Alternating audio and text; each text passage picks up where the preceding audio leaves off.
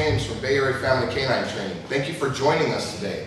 In the last video, we talked about being the good parent or the good boss and how that relates to you and your dog and your relationship. Today we're going to reveal to you the H12-11 checklist. This is a checklist that I use for every single dog. And by the time this checklist is done, your dog is trained, and that's a guarantee. This has never before been revealed to anyone. Nobody's ever seen this or anything. This is something that is exclusive to you today and exclusive at Bay Area Family Canine Training.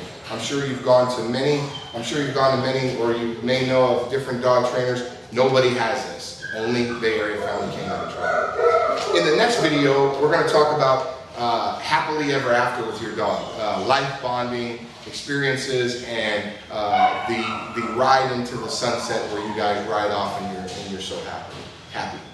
So today, the number one thing on our checklist is learning theory. And what that means is that everyone that comes in here, every single person that signs up for dog training, I tell them how your dog learns. I explain to you in depth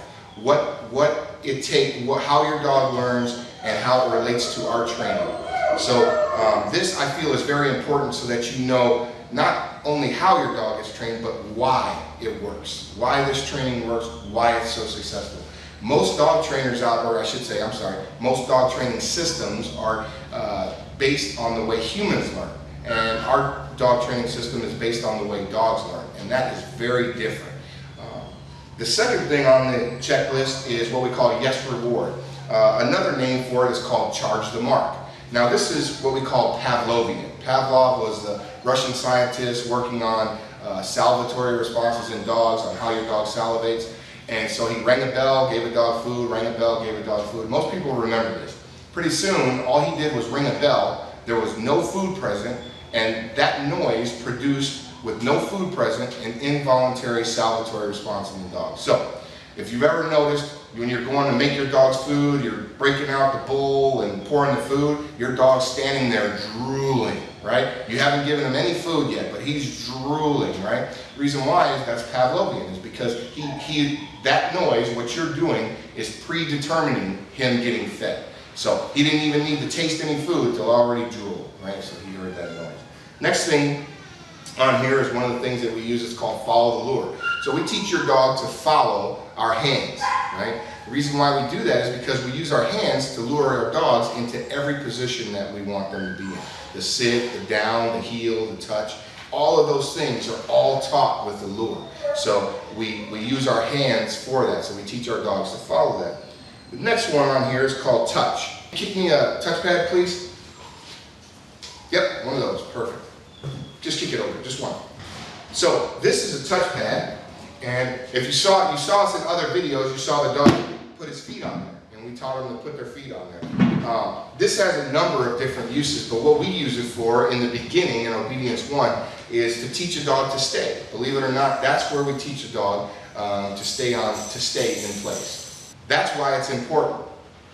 Next thing on here is what we call reinforcing behavior, or we can use a term called jackpotting, right? So we liken it to Vegas slot machines, right? You put the quarter in, right? You pull the thing down, and all these coins come out, right? That's jackpotting. So same thing for the dogs. When the dog gives us behavior, certain behaviors that we really want in the beginning, we make sure that we jackpot them for that, or reinforce that behavior a lot. The next one on our list is we teach a dog to sit. So believe it or not, most people in their training, that's one of the first things they try to teach their dog is to sit, right? So we have a lot of work to do before we get to the sit. So why is that important? Because there's a lot of information that you need to teach your dog. You need to teach your dog to learn before we get to the sit. Next thing is what we call a non-reinforcing marker. What we use this for is, just like we use the word yes to let the dog know that they did exactly what we asked them to do right at that moment, we also need a word to let the dog know that they didn't do what we asked them to do.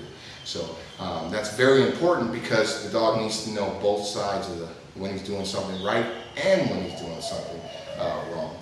Next one is a recall. So this is very important. Most people, you need a recall to keep your dog out of trouble. So this is very important, and we get to that.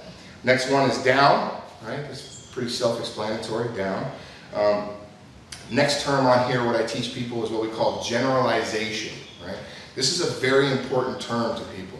A lot of people come in here, or a lot of people call me, either one, and they say, well, my dog already knows how to sit down, and he comes to me when I call, right? He's already trained, but I'm looking for some higher level training.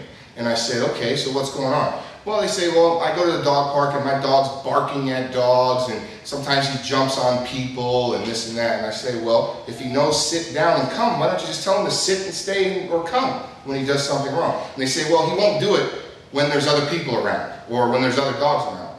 And so that's when I tell them, then your dog's not trained, okay? The term for it is called generalization, okay? So your dog is trained at home, but you go different places and your dog doesn't understand it. So what we want to do is your dog is trained in certain situations. So what we want to do is we want your dog to be trained in all situations.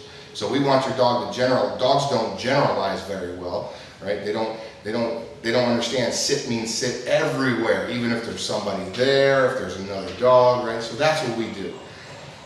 Excuse me. The next one is heel. So this is very important. Heel is where your dog's walking next to you, their shoulder, even with your calf. Right? This is a very formal command.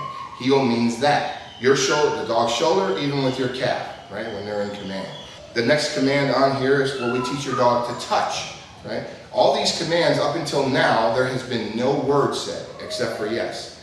The reason being is your dog doesn't speak English, or any other verbal language. So there's no point in putting a word to any of those commands that we showed the dog.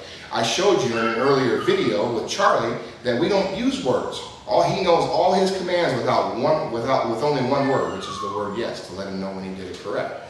Right? So now is when we start adding words to it, believe it or not. And most people don't understand this either. So now we'll start adding the word touch, we'll start adding the word sit, and we'll start adding the word down.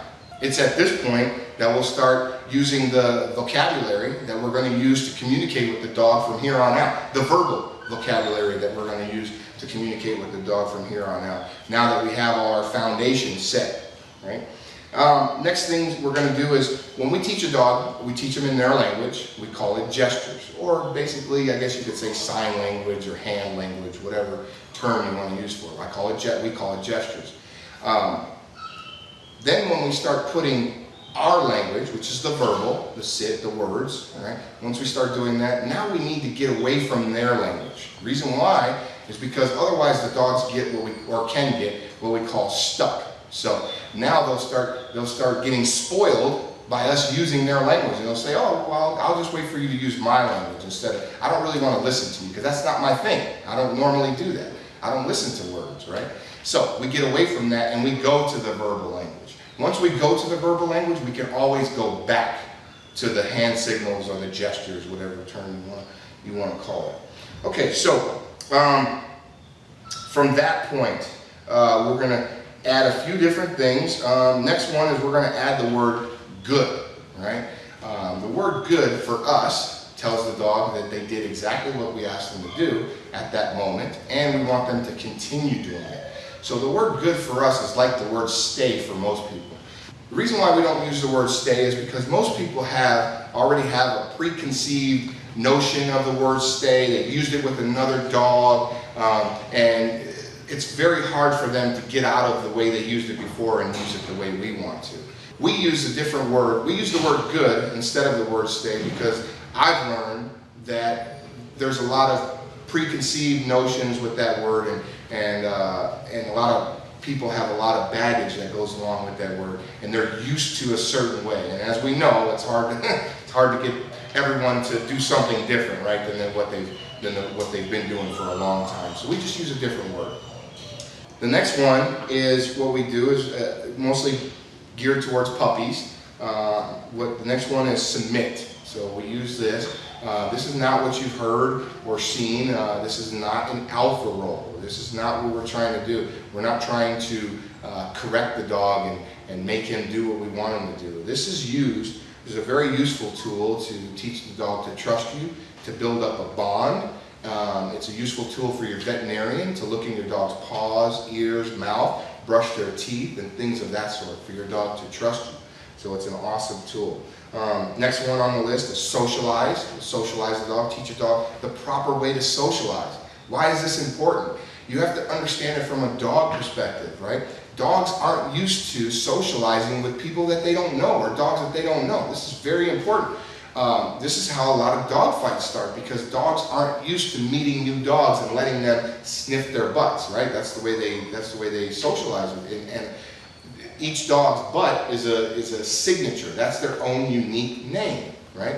So we teach a dog right from the very beginning on how to socialize, how to meet other dogs, and how to trust, right? When the dog goes around the back of another dog, he's not very trusting. He says, I don't know you, right? So that makes him nervous. And what happens when a dog gets nervous or scared, right? They lash out, they bite, right? So that's what we do. Next one is potty training. We go over potty training in our puppy classes. We go over crate training. We go over health and nutrition. We go over grooming. We go over how to, if you're having trouble brushing your dog or something like that. We go over mouthing and nipping. Another big one, pack structure, rules. No matter how much, and as you've heard me say it in an earlier video, no matter how much we train a dog, you will never ever train instinct out of a dog. The dog is always only going to operate off of dog principles, dog rules. They're never going to come up to our level of learning, to the humans, right? So one of the things is going through the door first, right?